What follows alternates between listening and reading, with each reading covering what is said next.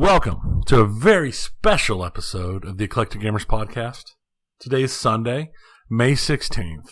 This is episode 141, and it's raining like a mother outside. I didn't say anything more. It's raining. Mothers. Oh, wait, no, that's not how it goes. It could. It could be. My daughter this morning came in and knocked on the door, and she's like, "It's raining cats and dogs outside. Why is it raining cats and dogs? I want to go to sleep, but it's raining cats and dogs." And I just have this mental image of just meow, meow, woof, woof, meow, meow, as everything's bouncing off. You thought the stray problem was bad before. It's like raining cats and dogs. This madness. So I'm Dennis, and we're in person. We are.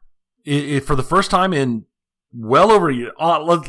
This is the first time I've seen you in person since a tournament, the first Saturday tournament of March last year. Maybe. I think you stopped by to pick up something. I might have stopped and dropped something off. Sometime in the fall. Yeah. Where we were like... Which reminds me, I do have some Christmas presents for your family that I didn't have shipped to your address, and I'll just give them to you now. Okay. Well, now as in afterward. Right now, we're going to open it up live on recording. According to my records, our last in-person record was back on episode 110. That is a long time ago. And your records indicate you last even used your computer for this 115. When the Pinburg was canceled. When Pinburg was canceled. Let's see, episode 110 was the episode where we talked about JJP moving to Chicago. And the 2019-2020 IFPA tournament. And that's when we had one of our really big coronavirus updates talking about, all the stuff that had been canceled just before we were canceled. Yep. It got us. We were canceled. It was inevitable. It's pinball's way. It is the way. Everything is canceled. So, almost everything. Your last 2 weeks weren't canceled. No. You've been busy. I've been very busy. You've been a busy little bee. I have been. I know I mentioned previously that I watched season 1 of Invincible. Mm-hmm. I purchased the entire series run of the comic, and I read it all in the last 2 weeks. That's a lot. Isn't that like 100 plus? Yeah, it's like 140 some odd or 150 plus volumes. It's basically 3 giant graphic novels. Okay. At about 1,000 pages apiece. So I burned through all of that. I finished Andy Weir's new novel. Oh, author of the very excellent, you loaned it to me, book, The Martian, which is also a very excellent, far better than Interstellar movie. Very much better than Interstellar movie.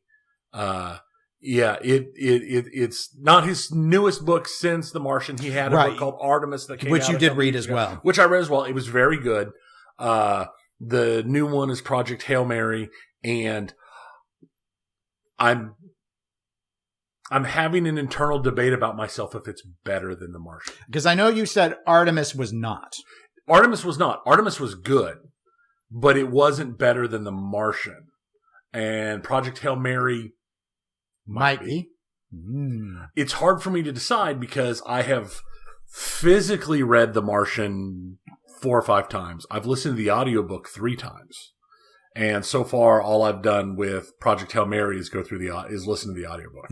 Yeah, you really need to see it in the print to truly judge it. Right, and I've got it on the way. But it's one of those things that I'll decide. But I'm very happy with it. It had a lot of unexpected things. I worried when it first started because the whole thing, like when you read the synopsis on the back, it kind of feels like he's reaching back to the Martian type thing, guy by himself, yada yada, which is true, but it worked. It worked really well, and it's still better than the follow-up novels. I mean, they're definitely better than like the follow-up issues we had with Ernest Cline trying to follow up Ready Player One. Because none of the follow-ups to Ready Player One were anywhere near as good as Ready Player One. Not even close. So I was pretty happy with that. Trying to think what else I've been doing this time. I'm in some physical therapy because I hurt my Achilles tendon, and I did the stubborn guy thing where I heard it and I just went, oh, okay, I'll take some Advil and I'll ignore it. And it healed. Unfortunately, when it healed, it stiffened up. So I've been dealing with a lot of pain for the last several months, and it was bad enough I finally had to be sent to physical therapy to work on getting the range of motion back in my foot that I'm supposed to have. When I first went in and checked it, the range of motion in my left ankle was less than half of the range of motion in my right ankle, so much less than what it needs to be. So, yay for physical therapy, which makes me both hate people and thank them at the same time. And then other than that, the only big thing I've done is I shifted from playing Wasteland because a new update came out for Hard Space Shipbreaker, which I've talked about before. That's the game where you basically play as a guy who cuts up spaceships for money. And it's just kind of a nice little mindless game. I like to do it while I'm watching shows or doing other stuff because it doesn't require a lot of in-depth, over analyzing thinking. So it's something you can do while watching a show and not miss out on stuff. They've added a storyline because the game's in early access, and it's one of those early access games I actually bought. That has included a storyline, the voiced storyline, and they included the Act 1 of it and made a bunch of other changes and revamps that make the game much more enjoyable, which, considering how enjoyable of a game it was anyway, pretty happy with it. So there's an actual story and more than just, hey, you're $1.5 billion in debt, get out. So that's about all I've been up to the last couple of weeks. That's a lot for me. It seems like a lot. It doesn't even, that's not even touching on work, and I've been averaging 10 plus hour days, but I'm a workaholic, so. Yep, you do love your works. I've definitely not been sitting here while we've been talking before we record, continuously talking to people at work because of work issues all morning. So. Yeah. No.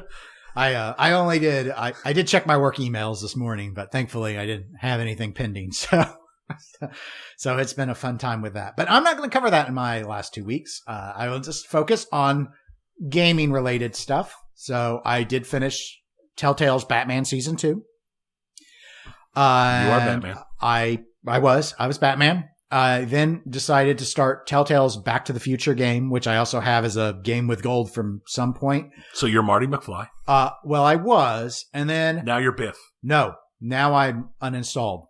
Oh. I started it, I was going along, and then I realized I absolutely do not care about Back to the Future, its story, its characters, or anything about it, and I quit it and uninstalled it. Wow. You don't like Back to the Future, or you just didn't like the game? Has it been too long since you watched Back to the Future? No, it's like, I mean, there's only one good one anyway. 3, obviously. And I don't know what all was incorporated. Part of it was, yes, that the going and playing such a modern Telltale game like Batman Season 2 and then going back to one of their much older games was a bit jarring. Telltale's engine has been terrible forever. Yeah. Even the new version. And I think this might have been a little bit different than their more visual novel style. Like it was a little more interactive. It was just going along. I don't know. It wasn't clicking. And I realized it really quick. And I'm like, I don't care about Marty. I don't care about Doc. I only care about Einstein. And it was just like, okay, whatever. I just couldn't get into it. I was brainstorming and I thought, because I mentioned on the last episode that I went to play Gears 5 because I never finished it but I didn't find my save. And then I thought, maybe I need to move the save over. I thought it was in the cloud, but I thought it should be somewhere. I know it's saved. So maybe it's on my hard drive. And I have Gears 5 on the solid state drive, and I just need to move it over so they're all in the same area. So I went to do that, and there was no save on the external drive for Gears 5. There were no Gears 5 files on the external drive. And then I realized, I was playing Gears 4. That could be the problem. So that was the issue, is I never had played Gears 5. That's why I didn't find any saves. That was totally new. So I went back and I finished Gears 4. And now I'm ready for Now Gears you're 5. ready for 5. I am. But instead of starting Gears 5, yesterday I started a game I have called Call of Cthulhu. The card game? No, this is actually done as I'm Batman style. I'm investigating post-World War I, Lovecraftian horrors all coming up. And the card game? It's a first person. Oh. I think that's basically what the card game and the board game. Everything is called Call of Cthulhu. I'm sure it's derived from it. And it's probably basically a campaign concept that's being done in a first person engine. So you're going around, you're mostly solving for stuff. It's keeping track of my sanity. It does checks for like occult knowledge, medicine, things like that. So anyway, I only started it later in the afternoon yesterday. I played it a little bit this morning. I've gotten to the parts now where I'm 6 chapters in or so, 6 or 7, and I'm starting to experience some of the cosmic horror stuff. My sanity's starting to break.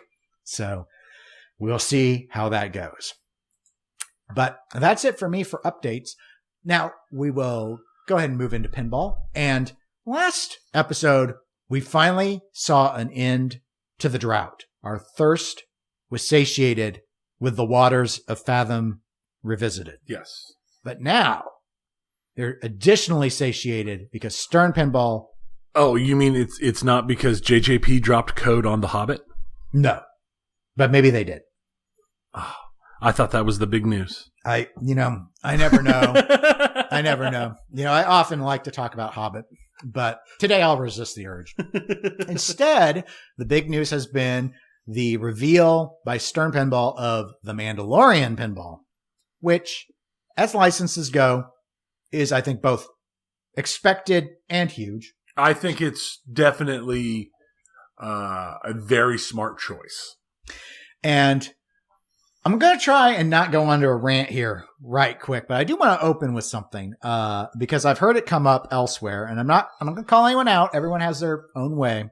But so the Mandalorian, commonly referred to as Mando, for those that aren't familiar with it, as of the pilot episode, you find out that he's got a little green companion. This... It's a goblin. Yes, it's a goblin. It's a goblin. It's a little D&D throwback. It's great.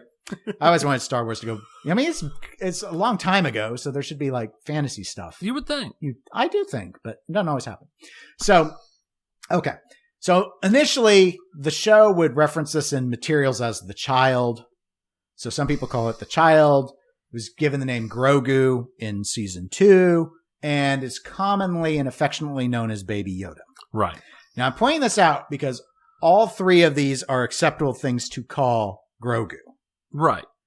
And I've heard some people, I'm sure this is probably pretty common in Star Wars communities, who get upset at the use of Baby Yoda as a descriptor. I'm tired of people telling me that I can't call it Baby Yoda. Am not surprised. It's Baby Yoda. By gatekeeping in Star Wars. I think it's true pinball. It's true for any hobby. All hobbies have that. You want an example in pinball? It's the people that get upset and start lecturing people not to call them tables. Yeah. That's gatekeeping. That is very much gatekeeping. It's gatekeeping. Now, don't confuse gatekeeping with definition. Like, if you want to correct someone who calls a flipper a flapper, that's understandable. Right. There are terms, there are things like Italian bottom means something. Flipper means something. Scoop means something. Table is an acceptable term, whether you like it. You can dislike it, but it's an acceptable term. And insisting on purity on those things is gatekeeping, and it's designed to keep people out of the hobby. Right. It's like the pop culture, going with for the pop culture reference, when the new Battlestar Galactica came out, there was a large community of Battlestar Galactica fans who refused to have anything to do with it because they didn't like the changes that were made. Like Starbuck being a woman. Mm-hmm. Or like there being Cylons who were like flesh and blood. And so there was a whole movement that was just, that doesn't count. Right. That's not real Battlestar Galactica. So The reason why I just wanted to note it is that I may use all three of those terms interchangeably. I very rarely say the child, honestly, because I find it almost pointlessly nondescript. It is. Because there are other children in The Mandalorian. Yes. So some of which the child eat. But that being said, the show in Star Wars, fans have often created nicknames and terms for things. Mm-hmm. The show invited this by not giving us a name for Baby Yoda until season 2. And I do have a link in the show notes for those that would like to educate themselves, where the director of the pilot episode even said that it's okay to call him Baby Yoda. And that guy is a total Star Wars freak and is actually content creating. So I just wanted to throw that out there. I call him Baby Yoda all the time. So people need to maybe chill a little bit about that, because it's coming across as alienating. So let's move on from that to talking about the pinball machine itself. Now, a little bit background spec stuff. This is a Brian Eddy design. Creator of your favorite pinball machine ever. Yes. And I am both very pleased by that and unhappy, because I had, in my secret heart of hearts, hoped that he was Godzilla. No, never. Yes. Oh, okay. I could see that. That was my little dream. Okay. Was that Godzilla was going to be a Brian Eddy. I understand. Table. Oh, get out of this hobby. You don't belong. Plebe. Not plebe. Rules by Dwight Sullivan, known for having fairly complicated rule sets. So he did the last Star Wars. And I believe he's a big Star Wars nerd, so that would fit that he would want to do the code. Right. And I've heard that the newest code on Star Wars is really enjoyable. I've been okay with the code on Star Wars. I have to admit, I, like many, fall into the trap of not really knowing how to do it. I always found it it was very like choose your mission, precision shooting on a very flow-based Steve Ritchie table. Mm-hmm. And I didn't think that necessarily played right. Right. But, I mean, I never had a huge problem with it, but I've not played it in forever. I only ever played it on location, and I never felt like I got a lot of time before it would always move on. But that's on me. Art is Randy Martinez. He's done Star Wars art before. He's done Star Wars art before in Pinball. He did the comic editions. I like the art on the comic editions. So he's a known Star Wars artist. Sound is Jerry Thompson. The callouts are Carl Weathers. So he plays one of the mercenary sort of contractors in the show, for those that aren't familiar.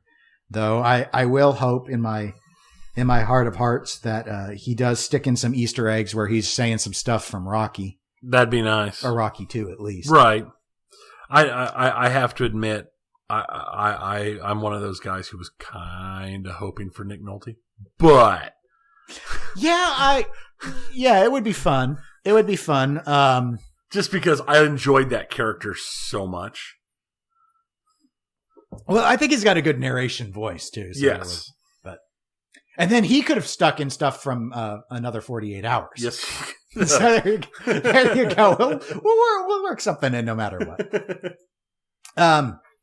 The Premium LE edition, in terms of some of the highlight changes, it does have a 2-flipper mini playfield that's in the upper right corner. It's motorized, so it lifts and moves around.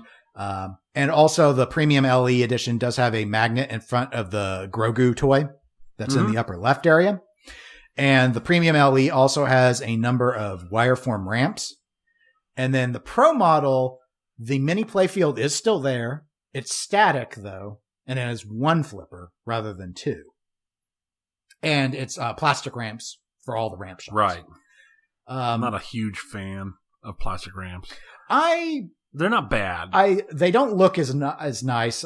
They do roll. The ball flows faster on plastic than it does on habit trails or wire forms, however you like to refer to them as. So, I mean, it's sort of it's like, aesthetically, I agree with you. I prefer looking at wire forms. Play wise, if I want speed, I know plastic's better. And here, I mean, I've loaded in our internal notes, some of the imagery. By the way, for those that want to look, I do have a link in the show notes to This Week in Pinball's deep dive, which has a lot of images and a lot of the discussion and a lot of the additional details that we didn't touch on. But Tony, I think all we really need to do is discuss the game. Also, let's go ahead and start with the art. And in our notes towards the bottom, I have pictures of the Pro, Premium, and LE cabinets. So you can see the translights and the cabinet art on all three in that order. The LE is the one with the silver art package. And then right. So overall, it's Randy Martinez does good artwork. Yeah. I mean, there's not any major differences in the playfield art. No, I don't think there's anything. Yeah. So in terms of, I think I like the playfield art. It's colorful. I see a lot of inserts to keep track of stuff like the encounters and missions and such. So that's nice. I like inserts that help keep me from having to look at the screen all the time. So I do appreciate that. In terms of the cabinet packages, translite wise, I guess I would say I do like the LEs the best. I think so. I think they work the best overall. And translite wise, I guess I probably like the premium the least, but I like the premium sides of the cabinet best with that whip weapon thingy. Yeah, I do like the side of the cabinet better there. The LE, I mean, it's got the Razor Crest on the side, which is always kind of cool. But I know a lot of people didn't really like the Razor Crest. I did. I liked it fine. When it comes to the side art, I definitely think the Pro is the weakest of them. But I'm with you. I think on the premium, I'm not a huge fan of the let's do a character lineup. Yeah, it's just a little too. Oh, this is what pinball always turns to. Yeah, let's have a character lineup. Everybody just stand in line. There we go. If you're important, you'll be forward. Otherwise, you'll be a little bit farther back. Yeah. So let's go back to the layout, or maybe the difference. Well, no, let's do the layout. So what do you think of the layout? When I look at this, what impresses me is I don't get the vibe of any other Stern I've seen before like I normally do. Yeah. Nor do I get the vibe of actually anything else that Brian Eddy has done layout wise. So there are a lot of people before this came out that I read that were very much in the camp of, after Stranger Things was so much of the shot layout entrances were very Attack from Mars style. He's going to do the Shadow for this one. And it's like, I don't think he did Attack from Mars or the Shadow. I think he did something just completely different. Yeah. I mean, and it's definitely different than what I've seen recently from a lot of standpoints. So it looks pretty flowy to me. I mean, I guess you've got a scoop for a lot of the mission start stuff, which kind of reminds me of Star Trek from Steve Ritchie, the Stern one. But, and they've got a lot of lanes up at the top for the child. It spells child. So. Yeah. So, and I don't know, I worry that maybe that's a little Bagatelle-esque. Like, I don't know how fun that will be to shoot up in that, but I imagine it's. Well, it depends on, I think, going to depend upon how you light it. I think it's just that they stuck the top lanes at the left instead of doing them in the upper right like we usually see. So it's just there's so many of them. You normally don't go past 3 or 4. Right. So it could be depending upon how easy it is to get up there and which ways it comes down. I don't know how troublesome it'll be. The lack of pops is an obvious. Those are not in a usual place, and I think there are only 2. Yeah, because there's just one on the left, and I think the Razor Crest is blocking your view of the other one on the left. Okay, yeah. Instead of the normal triplet. Yep. Unless there's something else. Nope, it's just 2. Stashed somewhere. And I think Brian Eddy did that on Stranger Things, also got away with, like, he's got some deal with Gary Stern where he gets to not have to follow the 3 pop rule. Because I know we've talked about it in the past, like on TNA, the single pop. Mm-hmm. Yeah. And how having that difference is kind of nice. So it's not just like a mechanic that just drops in. It's like, oh, here's 3 pops. You can change the orientation a little bit, but here's 3 pops. That's the rule. And I had read secondhand, but that it had been, at least at one point, a requirement at Stern, purportedly from Gary, that they all have 3 pops.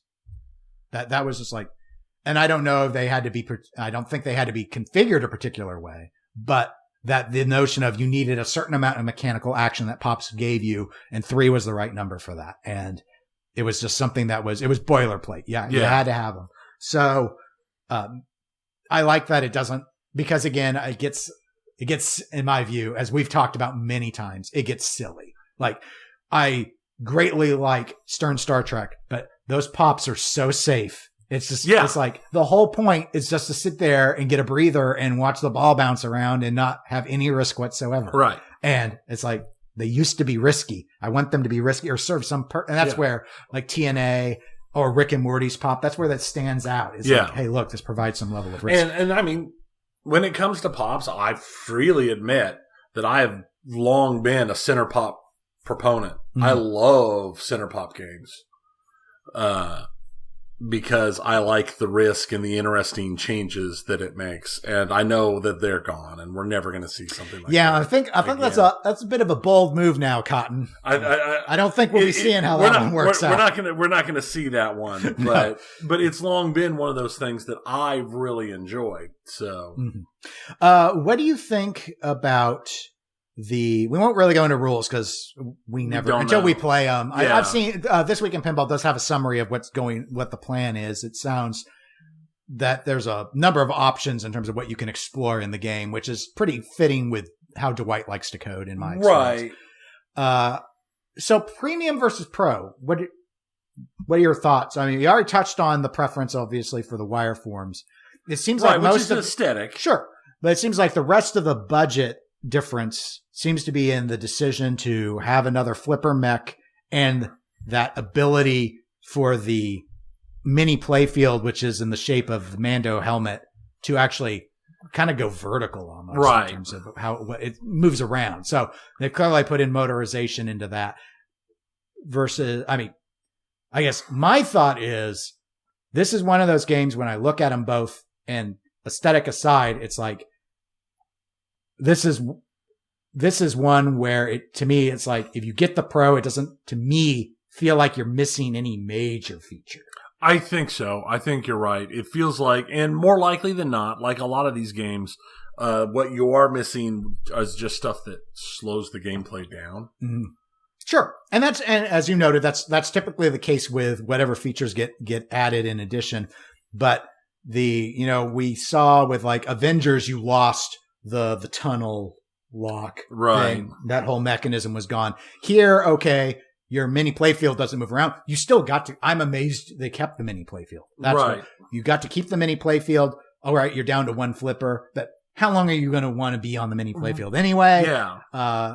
The other big thing, mech-wise of note, is the decision not to include a magnet at the Baby Yoda on the Pro.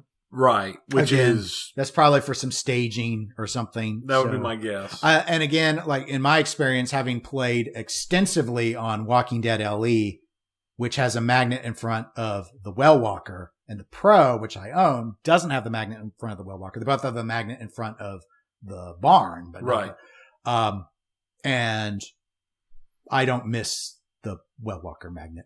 So yeah, it's not one of those. It's not one of the big things that I like more about the LE, like having my Walker bomb button. But anyway, but that's not Brian A game, so we'll move on. So yeah, overall, I think the differences are really clear, and there are a few other shot differences that the LE does. I mean, overall, I do think the premium LE looks more interesting, as you would expect, but I wouldn't have any qualms about getting like with Led Zeppelin. My concern with not having that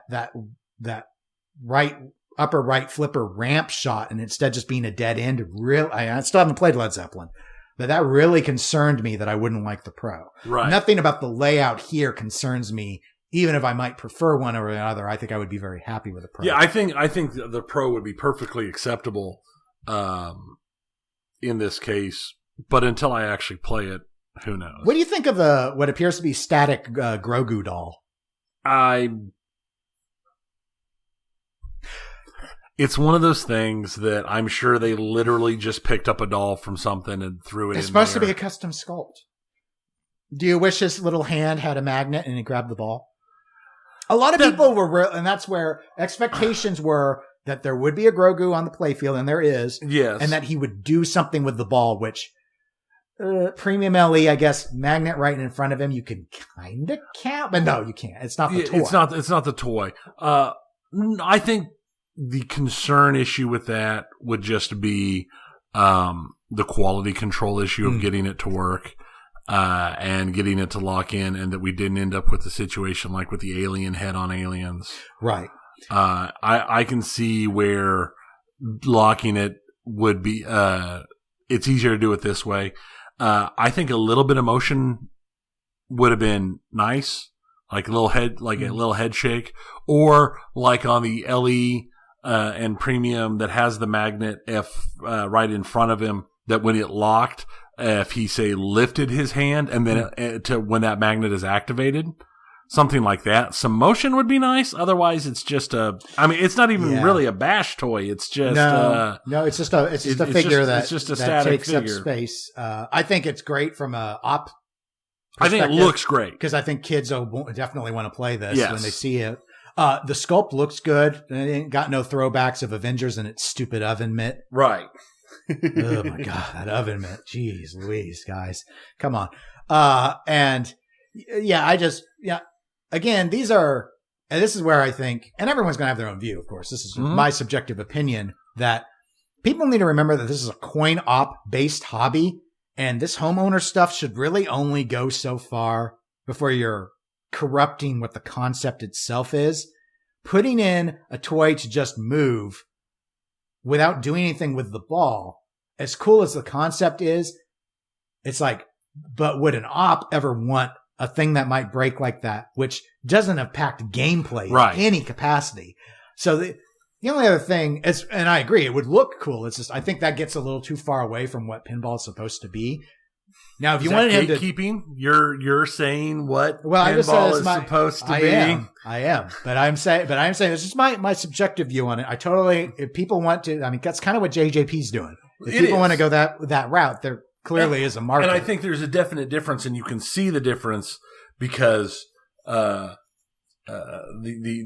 dedicated homeowner, the major JJP fans are very clear on what they like and what they want. And it is a very different creature than what Stern gives, especially with the pros and the games that you actually see on location. Right. And my normal approach would be to say, like a little baby Yoda moving his arm around, LE model only. Yes.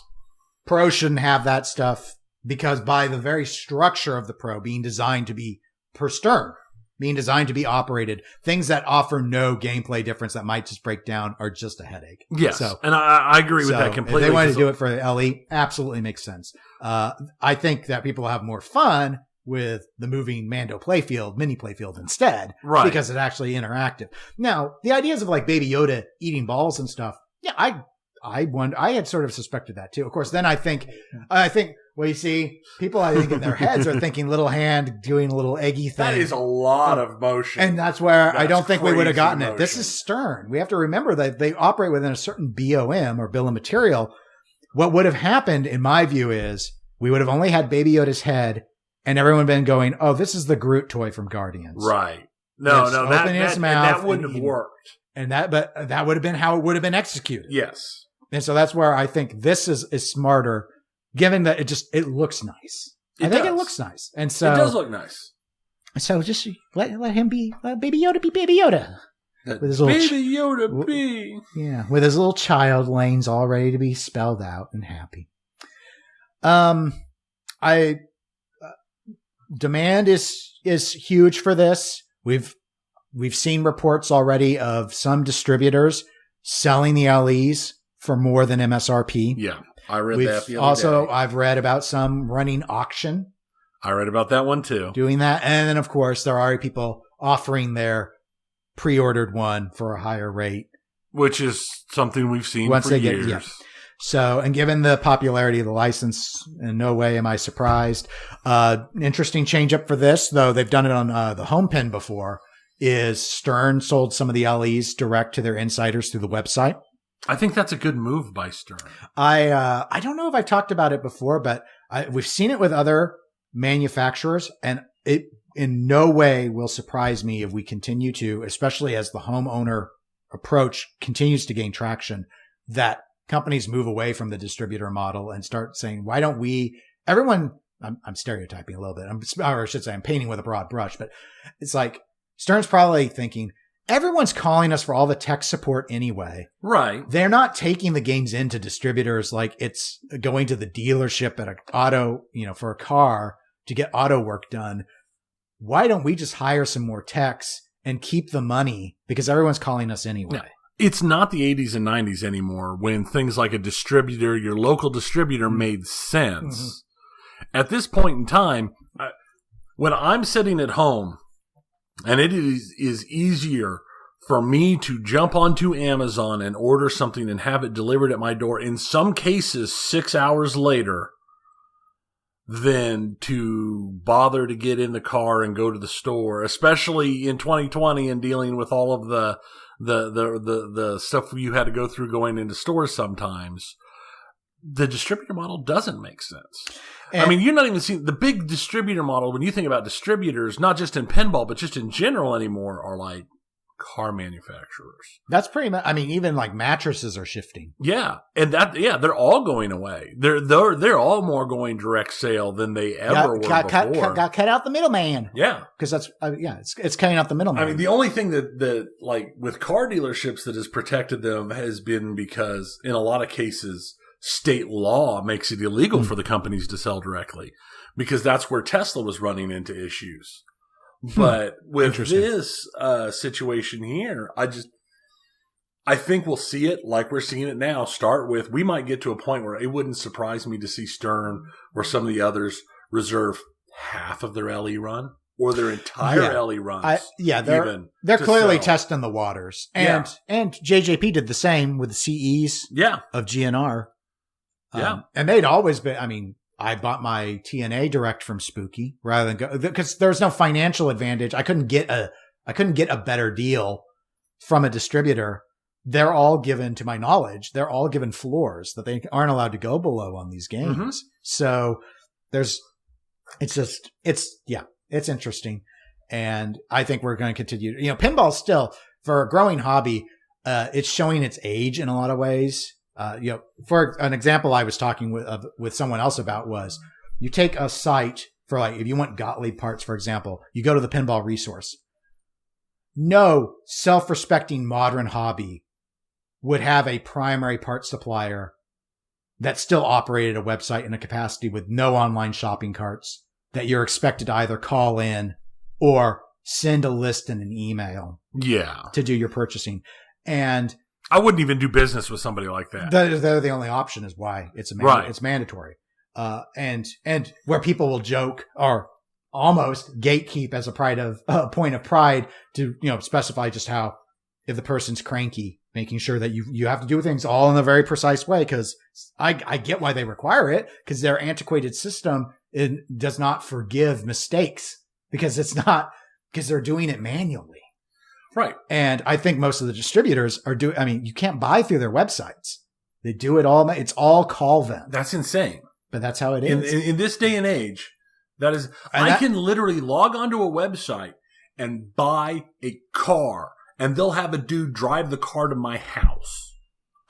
And why do I have to call somebody and say, I would like to purchase pinball machine, blah, blah, blah, blah, and blah. And if they got pricing on their websites, at least back like when I bought Star Trek, you had to contact them if you wanted a better price. The price on the sites were high.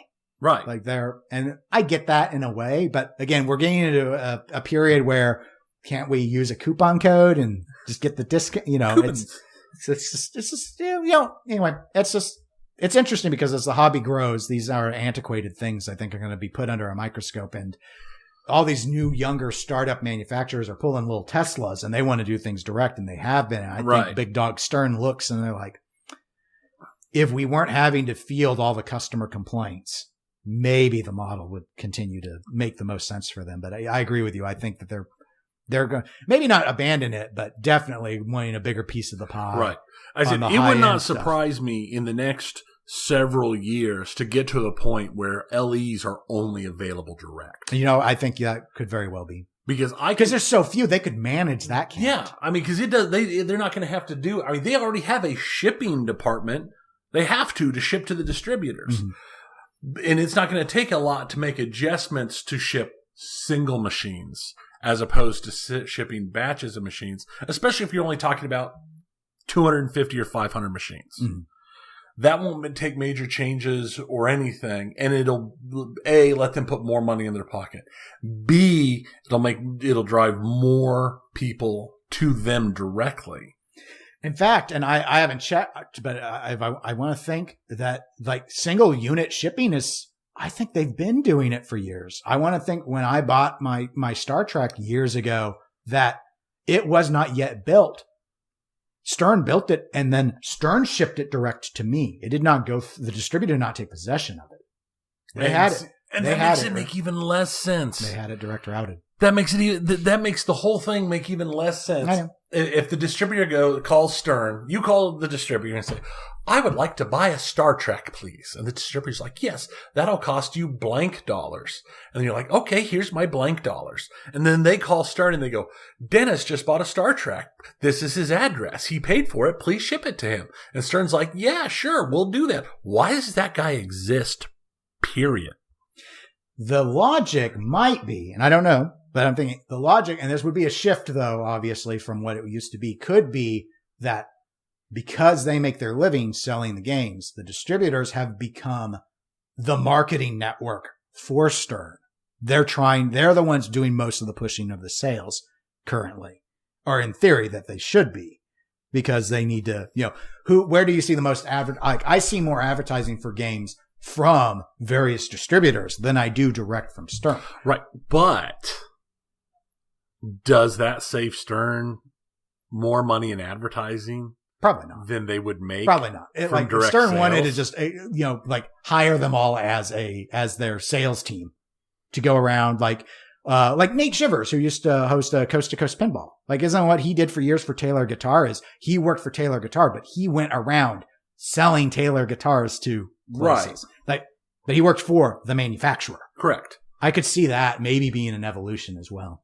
It's interesting. But you know what else is interesting, Tony? Video games are interesting. Video games are interesting. Final thing on Mandalorian is Dead Flip reveal stream. I think it's about a week away. It seemed further than normal. Normally they do the big thing, the big tease reveal and yada yada yada, and like within less than a week there's a thing. They must just not have been ready yet, or something. Because I'm sure Jack is good to go whenever. So they must have wanted to wait a little bit longer than what. I don't know if it was just they wanted to do their teaser trailer on May the 4th and then do their information to the distributors and such the next week, and then and then it could also have to do with who they're trying to get as their representatives on stream for the good point the game release. Who knows? But anyway, it's not yet, so stay tuned for more. All right, so now video games. Now for video games, just a couple little things in here today. We've talked a lot lately about Xbox Game Pass, which I am part of the PC version, and you have not made the delve into Xbox it's too expensive. Game Pass yet because it's too expensive. It's the best deal in gaming. It is the best deal in gaming. What caught my eye is that a game is coming out, the Dungeons & Dragons Dark Alliance. It's a third-person, 4-player co-op action RPG. Well, like isometric or like over the shoulder? Like over the shoulder third person. Oh, okay. It's like originally when it was first being announced and things were first being seen, it felt like it was going to be like a Diablo-esque isometric, but no, it's an over the shoulder third person hack and slash action RPG thing. But what's interesting is it's being released on the 22nd of June on Game Pass.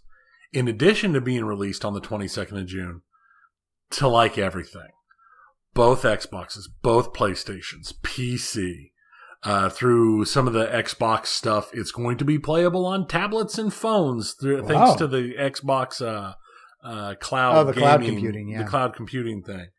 But when it's being released, it will have online 4-player cross-play with everything. but it's available on Game Pass. So they're instantly locking in a huge Xbox section of people to play. And the game, it's interesting. I like Dungeons and Dragons, and I like that type of hack and slashy game, whatever. But the fact that they're hitting it, because while they've done a lot of big releases, they haven't done anything huge, and this isn't huge, on Game Pass, but the day one launch things on Game Pass has worked pretty well for them in the past. It's given them good market shares, and it's given them good, it's really helped with the reviews and the coverage of the games. So I thought it was interesting to see that this is a route that is continuing to happen. Because we know the new Xbox still doesn't have anything huge. It doesn't have a flagship title yet. Yeah. Halo Infinite is not. It seems infinitely delayed. Yeah, it's just not a thing. The fact that Microsoft is now talking about their next big game that they haven't announced a name for or anything else, but they're pushing it hard, makes me wonder how bad Halo Infinite's setting. I'm worried that it might be pushed so far out that it will forget. It's like Master Chief. He'll become Viger. You won't even know what he was. Did Halo Infinite become the why can't I remember the name of that game? The new Duke Nukem. Duke Nukem Forever? Forever, yeah. Oh, what a terrible Forever, Infinite, da da da. It's hard to imagine it being that bad. You would hope not. But maybe. But perhaps. If they try really hard. If they try. But we will hopefully hear some more about these next titles coming from Microsoft and learn more about their future plans for the Game Pass system and hopefully finding a flagship title at E3 this year, because they're one of the only people at E3 this year. Yeah, it's very soon going to be EMS. Yes, what's around? It's Microsoft. They're like the big name at E3. We know Sony has been pulled out for a while. EA's been pulled out for years. Being fully virtual this year, E3 has released some information, how they're going to handle it. They're going to have they've got an online portal and an app. They're going to have virtual booths, hosted events.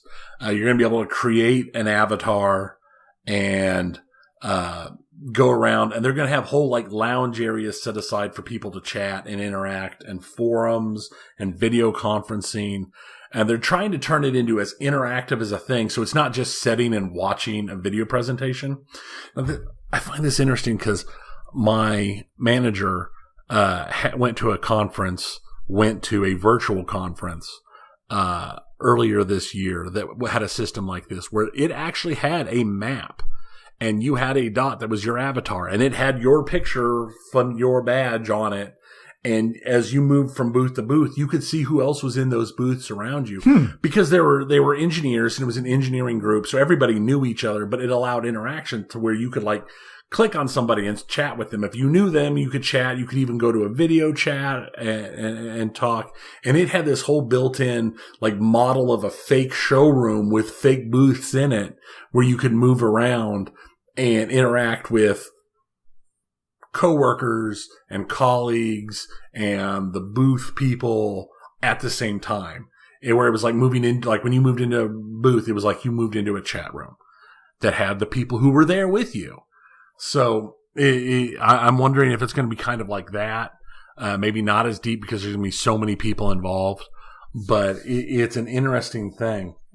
And they are including on their app, they have for their presentations, they're going with full interactive overlays, polls during the course of stuff. So even more than the normal set and watch it on Twitch or YouTube, like what we normally do. For those people interacting in the app, they're adding stuff, so it's more like you're actually going to be in the audience taking part in stuff and trying to create a more immersive atmosphere. And I'm going to be 100% honest. This type of thing might be what could actually save E3. You think keeping it permanently virtual and doing it like a virtual trade show with? I think something like that. If they can make it work right, and if people can enjoy it, that might be the E3's best chance to remain relevant. because they're not, and they haven't. Yeah. They haven't been. It's a good point. I was at a public health conference this year that kind of they didn't have it as fancy as like showing you a virtual map, but it did the booths and all that. Mm-hmm. And, say what you will about the craving for Wayne and interpersonal interaction live, but it was their best attended conference in the history of the conference. I attended a virtual conference that was nowhere near this fancy or as fancy as that one. But it had, the virtual chat rooms that had multiple channels in the chat room so you could talk to. You had points where you could ask questions just directly to the presenter, and that was the only people who saw those questions were the presenter, and then where you could talk amongst yourself and you could break out into little groups. And when they released their information at the end, afterwards, it was their best attended conference ever. And their conferences normally sets around 20,000 attendees. And they had more than that this year because people could do it while sitting at their desks. Yep. And just come in and hit just the certain things without having to, I'm flying to Chicago to do everything. And I'm flying to New Orleans to go through everything. And it was good. I have attended that conference in person, and some of the stuff was missing, obviously.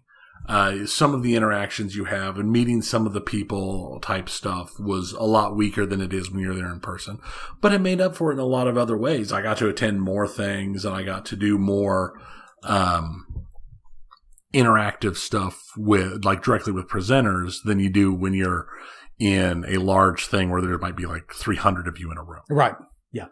So, I do have a little publisher list. Their very diminished publisher list for this year. Nintendo, which is going to have their Nintendo Treehouse thing. That's all they ever have. That's all they've had for years. Yep. Xbox is going to be there. That's going to be the biggie. Nobody else is there. Other than that, it's Capcom, Ubisoft, Take-Two Interactive, Warner Brothers Games, and Koch Media. That's how far down we have gotten. That Warner Brothers Interactive or Take-Two Interactive, Warner Brothers Games, and Koch Media are on the big list. E3 has lost so much of its cachet that for years since EA left, EA still held their event within 5 miles of wherever E3 was. Yeah, I remember them. And normally the day before E3 started. Yeah. It's a month later. They don't even care anymore. Yeah, that's trash. They're holding their event in July. The end of July, I think the 22nd of July is when they're holding it. So we'll see. I think it's going to be a really interesting year since they've had a full year to plan out. Right. It should be better done than last. Yeah. Well, last was just give up. It was just give they up. had plenty of time, though, to come up with it. And we've seen so many other events do it virtually now. Right. That they should be able to crib quite successfully. Yeah. And with it being as open for all and everything, we'll see. We'll see how it goes. A couple other quick things on here. Ubisoft made an interesting announcement that while they're continuing their targeted goal of putting out their big budget AAA games, they are starting to work on putting out several free-to-play versions of their games. And this has directly to do with just how popular Call of Duty Warzone has been. Ah. Because they put out the new Call of Duty this year, and they put out Warzone. Trust me, everybody's playing Warzone. At work, all of our Call of Duty guys, which we have a lot of guys who are still big into Call of Duty, because we've got a lot of people that for them that's the FPS type thing. Right. They all play because it's free to play while still giving that Call of Duty feel. I mean, these guys, they don't like Fortnite or Valorant, or they don't like games like that, but these guys play Warzone every day. And that's anecdotal, but their numbers on Warzone are huge. The free-to-play microtransaction has been proven. Fortnite proved it. Warzone's proved it. I mean, all of these different game systems are proving that if you have the right gameplay with the right microtransactions and you find your right target demographic, it will make so much more money than a AAA title that it's not even funny. They announced that they are doing a standalone free-to-play version of The Division. I've not played The Division. The Division has a fairly okay player base. People like it to an extent. It never hit what they thought it was going to be. Right. Yeah. It's Rainbow Six Siege is their big like surprise hit. Right. It still has huge numbers. And it still has huge numbers. And nobody expected it. Yeah. But they are putting out a version of the free-to-play version of The Division called The Division Heartland. Which, it's Heartland. I'm assuming. Let's be realistic. Just like when they talk about the Midwest or anything else. That means Chicago. Yeah. It's going to be Chicago. It's going to be Chicago. You're going to be fighting it in the cattle slaughterhouses and I'm sure all the other stuff that I'm sure is still quite relevant to Chicago today. Yeah. It's always hilarious to me that whenever I hear somebody talk about, oh yeah, I'm from the Midwest. Oh, where are you from? I'm from Chicago. You're going okay. Environmental kill is drowning someone in a deep dish pizza. Yeah, exactly. Is it gurgling? It's more like a casserole, really. It's a casserole. Die, you East Coast trash. But I think it will be interesting to see because they've got, if they start kicking out a free-to-play version of some of their bigger titles, games like Assassin's Creed or games like that, we'll see. I think trying a version of this with The Division is going interesting. I'm wondering if it's not an attempt to get more of a connection to people who aren't quite willing to try The Division. Maybe. Oh, yeah, because it's basically you've removed the barrier to entry. Right. Because Ubisoft has gone all in on the Division. There's a Division movie in the works. I'm surprised. There's really a Division surprised. novel that's due out before too long. I mean, they've targeted the Division to be this huge thing. At least they're sticking with it. I guess that's good. I'm a little surprised that they have as hard as they are doing it. And it seems a little weird to stick with a game especially when they have other, like, with, Assassin's Creed being such a, almost mythologically legendary thing at this point. Trying to go into that more would make more sense to me. Or on the other hand, also, how did the Assassin's Creed movie do? I forgot that there was one. But you're right. Far Cry would be excellent for this kind of thing. It's a well-storied franchise, and it's got a lot of popularity. But it's a single-player experience. So I think that would also, in some ways, for me, Division's so odd because it was designed to be already multiplayer. Right. But I guess that's what Call of Duty does too. So that's what because nobody's really played Call of Duty for the single-player game except for like me in years. But it'll be interesting to see how this experiment turns out for Ubisoft. And I don't actually have it in the notes here. But surprise note. One last thing. I just wanted to float out there that Google came out on record that, hey, Stadia is still a thing. And there's big Stadia things going on. And there's lots of third-party distributors putting things out for Stadia. And Stadia is very healthy and is a very robust gaming environment. Just letting you know, because that's what a healthy gaming company has to do is to put out a press release saying, hey, we're here, we're good, people like us, we've got more stuff coming. Please ignore that we closed down all of our divisions that were making games before they ever put out a single game and fired them all. It's cool, we're still important, we're still here. Obviously, that's what a healthy thing does. That's a healthy console right there. Stadia. As I recall, we were never very much into the Stadia to begin with. But plants love it. Plants love it. But hey, you just take your controller. As long as you got a good internet connection, you could be sitting on top of Pikes Peak playing your Stadia. Mm-hmm. As long as you got the battery. Yep. And a high-speed internet connection. Yep. Yay. So, that's what I've got for today. Well, that's it, Tony. We've made it. Will there be another announcement in pinball in 2 weeks? I hope so. It could very well be. Chicago Gaming, come on, guys. You're close. Give us something. I like having meaty pinball news and having stuff going on.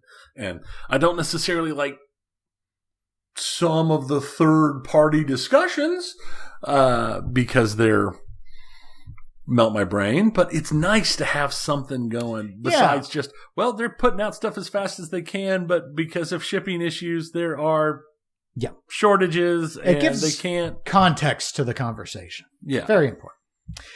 Well, if people want to give context to anything we covered today, you can always reach out to us at eclecticgamerspodcast@gmail.com or via facebook.com/eclecticgamerspodcast.